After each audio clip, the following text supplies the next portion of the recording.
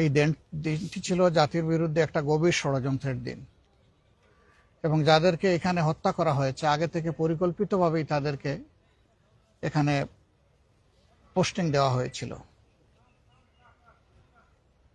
কাউকে মাত্র 1 মাস আগে, কাউকে 3 মাস আগে, এইভাবে পরিকল্পনা করে বিভিন্ন লোকদেরকে এখানে নিয়ে আসা হয়েছে।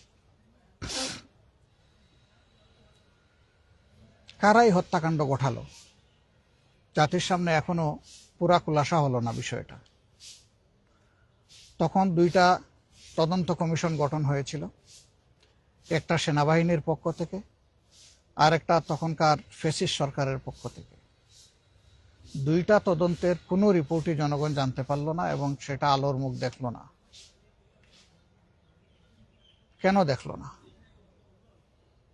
যদি ওই তদন্তের রিপোর্ট সামনে আসতো জাতির সামনে, তাহলে হয়তো অনেক সত্য পরিষ্কার হয়ে যেত।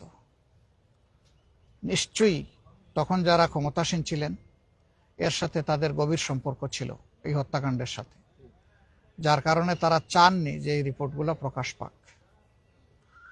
এমনকি তখন 2টা নোংরা ঘটনা ঘটেছে, আপনারা দেখেছেন। একটা হলো বিরোধী দলকে টার্গেট করে তখনকার বিরোধী দলীয় নেত্রীর ব্যাপারে অনেক আজে বাজে কথা বলা হয়েছিল। বাংলাদেশ জামাতে ইসলামীর তৎকালীন অ্যাসিস্ট্যান্ট সেক্রেটারি জেনারেল এবং নির্বাহী পরিষদ সদস্য, সুপ্রিম কোর্টের অত্যন্ত মর্যাদাবান একজন আইনজীবী, সিনিয়র আইনজীবী ব্যারিস্টার আব্দুর রাজ্জাককে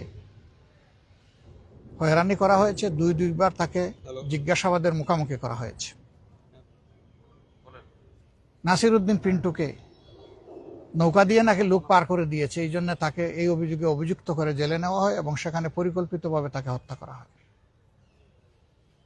তৎকালীন বাণিজ্যমন্ত্রী ফারুক খান ঘটনা ঘটার সাথে সাথেই মিডিয়ায় তিনি বক্তব্য দেওয়া শুরু করলেন যে এই ঘটনা জামাত শিবির ঘটিয়েছে।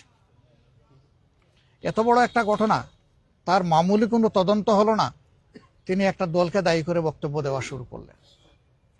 এই সবগুলাই ছিল গভীর ষড়যন্ত্রের অংশ। পরবর্তী পর্যায়ে বর্তমান সরকারের আগে যে ইন্টারিম গভর্নমেন্ট ছিল, এই ইন্টারিম গভর্নমেন্টের পক্ষ থেকে একটা তদন্ত কমিশন করা হয়েছিল। সেই রিপোর্টও কিন্তু জাতির সামনে আসেনি পুরোপুরি। আসলে আমরা বুঝতে পারবো সত্য আংশিক উঠে এসেছে নাকি আংশিক চাপা পড়েছে। আজকে আমার একটা স্ট্যাটাস হয়তো আপনারা লক্ষ্য করবেন, আমি বলেছি আংশিক সত্য উঠে এসেছে। কেন আংশিক বললাম? যেহেতু পুরা রিপোর্ট আমাদের সামনে আসে নাই। পুরা রিপোর্ট আসলে আমরা বলতে পারবো যে এটা আংশিক না পূর্ণাঙ্গ, সত্যটা উঠে এসেছে কিনা।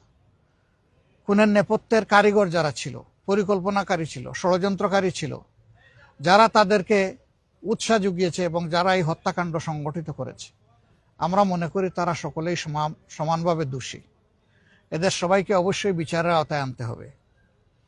যদি এই সরকার বিচারের আওতায় আনতে পারে, তাহলে এই জাতির কিছু দায় মুক্তি হবে, দায় মোচন হবে।